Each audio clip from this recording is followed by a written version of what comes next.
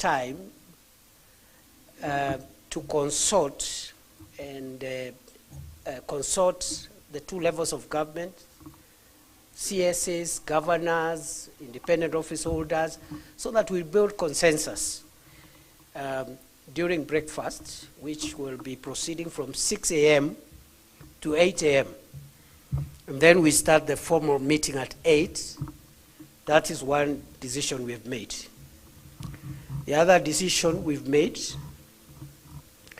is that we have agreed, because the two very important health-related agenda was dropped from today's meeting by consensus, we will have a special IBEC meeting on Monday next week to allow the chair of the health committee of the COG, Governor Abdul Swamad, my schoolmate, and my brother Aiden Duale, the CS for health, and the teams to harmonize a number of things with the National Treasury and everybody in between. And please, Governor Abdul Swamad, hasten that work. And if you need my help, let me know. CS Buddy is here, and I dare say CS Buddy is the most competent and most down-to-earth, accessible finance minister that our country has ever had, without any fear of contradiction.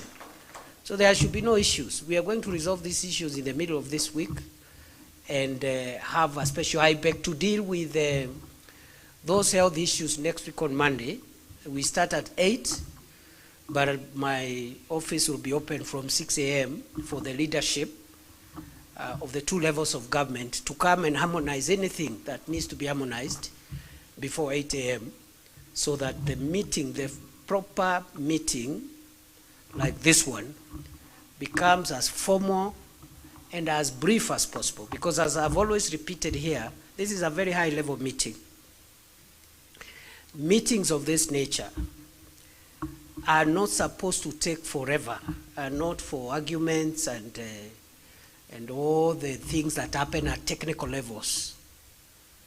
They are for policy decisions. You either accept or reject or defer or refer, and that's it. So 2 hours is good, 8 to 10, and the meeting is over, so that we go and do other things. For that to happen, we need a pre-IBEC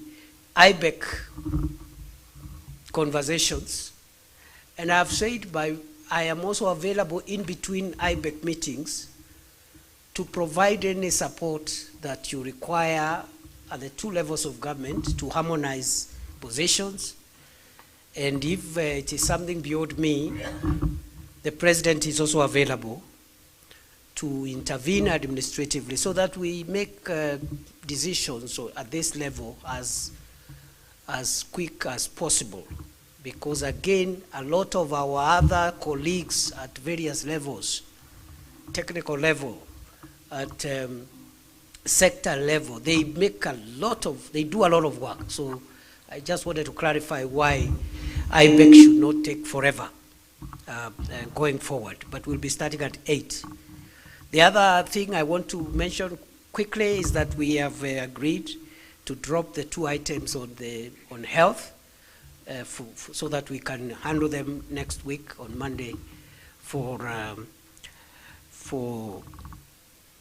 in a special IBEC meeting, whose notice should go out today. I have also directed the Secretariat and my office to make sure we arrange for a pre-summit briefing event on the request of the IGTRC on the same Monday at 11 o'clock, and the notices should issue today as well. So that on that day we finish with IBEC by 10:30, and 11 we do the pre-summit, because there is a date for a summit which has been set for 7th of September. So those are administrative announcements. In terms of why we are here today because we have a number of items on the agenda. We have issues around the titling of affordable housing. We need some progress reports on titling of affordable housing projects. I hope the minister and the PS are on the way, because they need to be here for that work. And if they are not here, somebody to call them, because we have to dispose that item, or at least hear what the progress is in this meeting. We'll also get some matters arising around the issues that have happened, like the wage bill conference, which we provided 80 million, which IBEC directed that I ensure that we provide 80 million for the wage bill conference, which we did, and the conference took place. We will be hearing a small update on that. And then the other issues around from the COB side, I think there's an item there. We will also have a look at a number of things, but allow me to mention that we had a very successful health summit last week, and I want to congratulate all of you for making it happen, because IBEC has been one of the places where health agenda has been fine-tuned, and therefore, as IBEC, we take some credit, even if it's a small one, for the success of the health summit that we held last week, isn't it? Si ni kweli jameni? There is no IBEC meeting where health agenda doesn't feature. So we have bragging rights, even if in a small way, as IBEC, for having contributed to the success of a health summit. And I want to congratulate Governor Abdul Swamad, CS Duale, and all of us for that. Let me also mention that we have a situation in the country around El Nino. The weather outlook requires us to prepare properly. And part of my speech, you will get to, we have also said that as national government, we are coordinating the two levels of government to make sure that we are properly prepared. I am requesting the county steering committees on the matter of disaster preparedness to get engaged and be up and running as soon as immediately. At the national level, we are meeting almost every week to make sure that we are not taken by surprise. One of the interventions that we are going to do, and that's why you see the CS for special programs is here today, not to do the things he does during weekends, but he's here to make sure that we that we are prepared. And we are prepared in terms of prepositioning food and non-food supplies to the nearest points possible. We want to disperse before the rains the rains come. All food and non-food relief supplies need to be prepositioned at the regions, at the counties ahead of time. And I must thank the CS for the National Treasury and his team. They have been very supportive, because we don't want to be caught unawares in the situation that is ahead of us. The other preparedness issues around unclogging drainages and infrastructure, we've a program running in Nairobi already, and we want also to discuss. I think I'll be calling another meeting in the course of the week or early next week with other 18 or so counties which have been identified as possible places where El Nino might have adverse effects on the people, including Mombasa, and so that we can have a full view of things. So I thought I should mention that, and hope that we will all be all hands on deck on that matter. In between, as you're aware, we've had the law on the National Disaster and Risk Management Act is now in place. We have the regulations, which is the the disaster management regulations. The policy and the guidelines are in place, but we need to move towards the implementation of that law. And that law helps us coordinate the two levels of government on matters disaster. I also want to mention that we have made some good progress, as I have said, around KIBES. Today, we want to make some decisions on how we progress the KIBES agenda. I want to thank my brother, Waziri Lee Kinyanjui, and PS industry and the teams there for the good progress, and the COG, of course, the relevant COG organs, for making sure that that progress, that process on KIBES is expedited. As we look at a vision for Kenya beyond 2030, county aggregation and industrial parks are at the center of the realization of that vision. Simply put, KIBES are the first step towards industrialization. If we want to create an industrial nation, KIBES are the beginning, the baby step. Aggregation, value addition is the baby step towards creating an industrial nation in a generation. And therefore, I want to commend, after I have commended the minister and the COG, I also want to commend in a special way the counties of Meru, Embu, Kirinyaga, Kisii, Wajir, Garissa. They are at the most advanced stages of completion of their KIBES. Nawapongeza sana, and I want to urge all the other counties to prioritize this. In fact, like Kisii, they actually did it. Much of what they did initially was using their own contribution, and national government came quite late in the day. And I want to commend those governors and encourage the other governors to prioritize KIBES. And I think for those counties that have not started, you must start now. And national government must provide the resources for every county to start their KIBES. And we now want to move towards operationalization of KIBES. We want to see value addition, aggregation. We want to see processing. We want to see job creation. We want now to start discussing uptake of spaces in the KIBES so that we can develop that very important infrastructure. The enabler resources, the enabler services, electricity, water, and so on. And if today's IBEC is not enough to look at all things, I am willing to have a thematic meeting, not IBEC now, just on KIBES. On the two levels of government, we can have a special meeting in the next 2 weeks if there are heavy issues which require the people responsible for electricity, for water, for roads, to be present differently than they are now. Because we don't want any gaps in the delivery. We don't want any reason why the KIBES agenda should not now progress towards maturity. And we should be at least commissioning at least the first 5 KIBES in the next few weeks.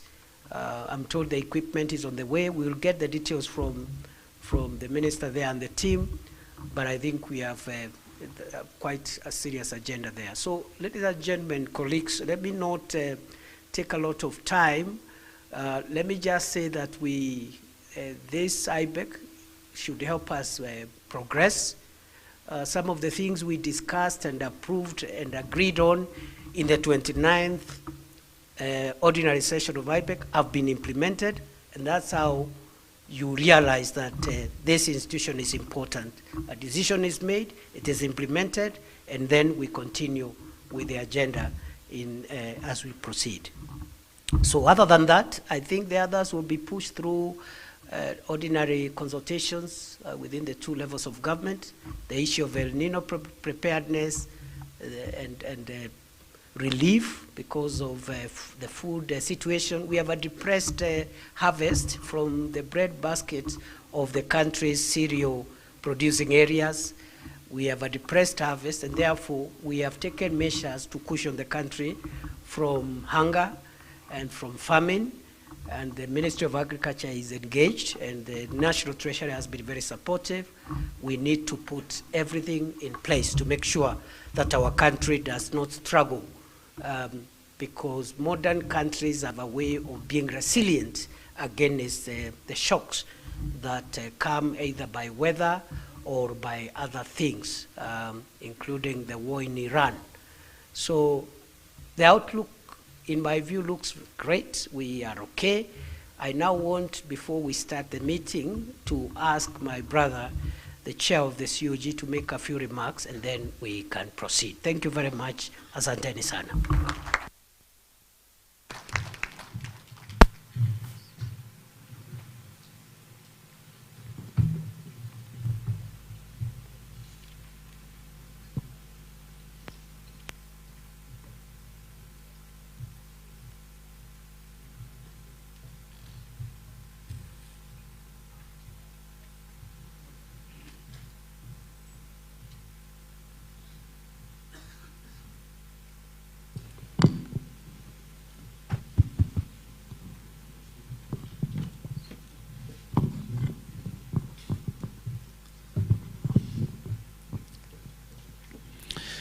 Thank you very much, Your Excellency. Your Excellency, the Deputy President of the Republic of Kenya and Chair of IBEC, Professor Kindiki Kithure, colleague governors, cabinet secretaries, heads of constitutional commissions and independent offices, CEOs present, County Executive Committee members for finance, distinguished ladies and gentlemen. Your Excellency, Excellency governors have introduced themselves. All governors have introduced themselves, and deputy governors, save for my Vice Chair of Council and Governor of Tharaka Nithi. So, Vice Chair, maybe you might just take the microphone and introduce yourself. So, watu wasikie sauti yako, sema tu jina yako. Wale wengine wamejisema.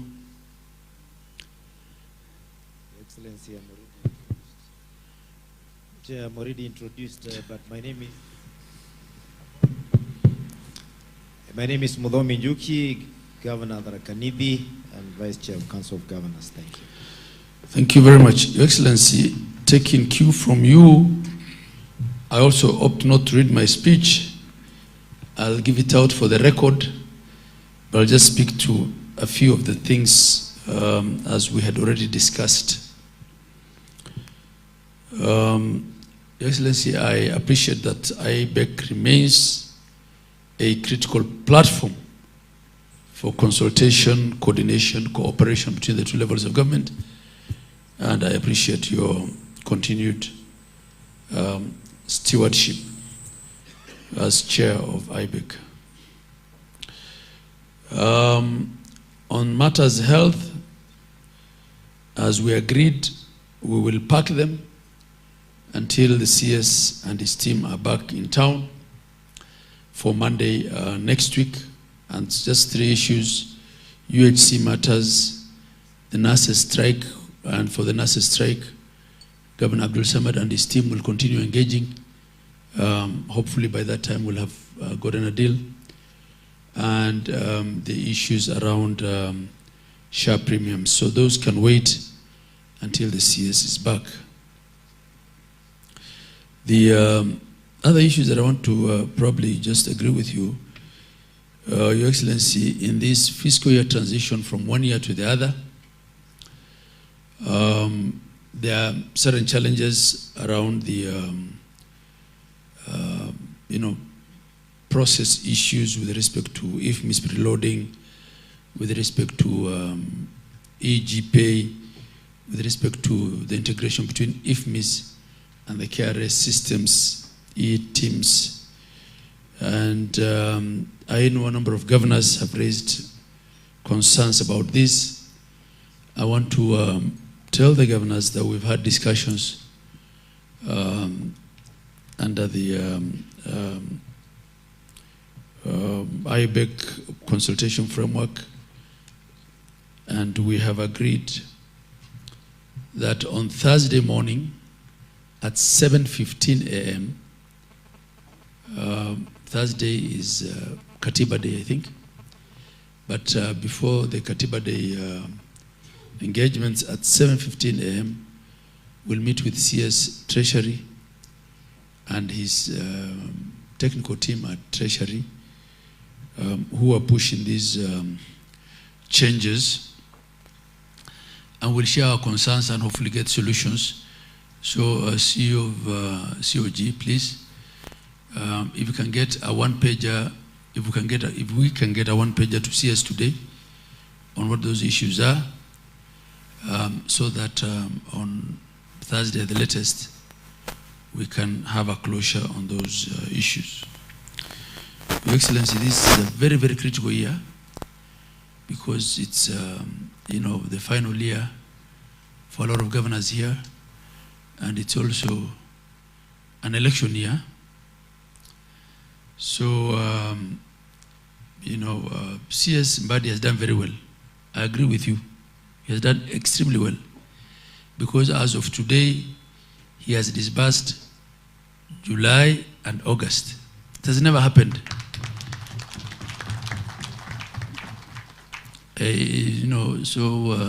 CS, we want to give you full credit. So we don't want your technical people, I don't call them mandarins, to start gridlocking the system, because you've already released the money. Let the money reach the common man. I think that's all I want to say. This is why it's important to solve these matters. We don't want to try new things that will start causing problems in the system. But if they can be done seamlessly, I know all these things are well intended and they're not disruptive, it's not an issue.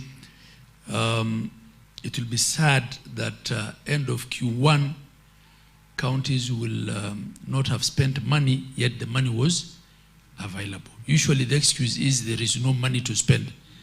So if the money is there to spend, let's not fail to spend on account of technicalities. That's all I want to say. Your Excellency, summit is on the 7th of September, and it will be good that we don't carry any pending issues out of all these matters that we've discussed into summit, and I believe it is possible. In the interest of time, I think I want to end it there. We remain committed, Your Excellency, to constructive engagement with the national government through IBEC. We want to debate, discuss, and resolve all these little administrative challenges. We believe that under your stewardship it's possible, and I thank you and look forward to deliberations and resolutions of these matters in this season and in this meeting today. Your Excellency, I also understand your time pressure. So as and when you feel you must leave, tunaweza komea tu hapo alafu tuendelee Monday. I thank you, Your Excellency. Thank you very much, Chair. That's very kind of you. And that is the spirit that we understand all of us are struggling to deliver. Thank you very much. A round of applause for the Chair of Council of Governors. Yeah, that is the spirit. And the matters he has raised around finances and procurement, we just had a session. That's why we delayed a bit with the Minister and Chair. And we said these things are not impossible. Yeah, these discussions can be done quickly and efficiently and administratively instead of arguing about it in plenary events. So we have agreed, and that means my assessment of the capacity of John Buddy was correct. He agreed to meet the governor's leadership on Thursday, which I really appreciate, so that we will resolve as far as possible. As far as possible. Whatever is possible, John, let's just, because It's about service delivery. Let's just agree how to facilitate our brothers and sisters in the COG to deliver services to the people of Kenya. Having said that, we have, between my remarks and the chair COG's remarks, we have actually gone through the agenda, except the issue of uniform licensing, issues, which we will get an update. We are trying to develop some general policies around licensing procedures. We've made some progress.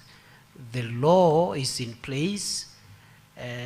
But the implementation of that law requires a bit of rejigging. So we've been working between my office and the office of CS Lee, MITI, and COG. We've been working towards building consensus on that issue around county licensing procedures and the implementation of that law. So we'll be having some discussions around that today. Having said that, ladies and gentlemen, we now need to adopt the agenda as provided for on the agenda paper. Can we get a proposer and a seconder in a second? Proposer, Governor Egeo Marakwet. Seconder, there's no seconder. Governor Baringo. Thank you very much, colleagues. The agenda is adopted. Let us look at the minutes. Again, this is the minutes of the 29th ordinary session of IBEC. It is provided in your packages. We will go very quickly. The first 4 pages are on attendances. Just make sure if you attended, your name is not there, or you know something there, you can point it out to the secretariat or bring it to our attention. Page 5. Preliminary issues. Page 6 is our opening remarks, what people said, what they, if you notice something unusual, please bring it to our attention. Page 6. Page 7 is still our opening remarks. Page 8. Page 9, page 10, page 11,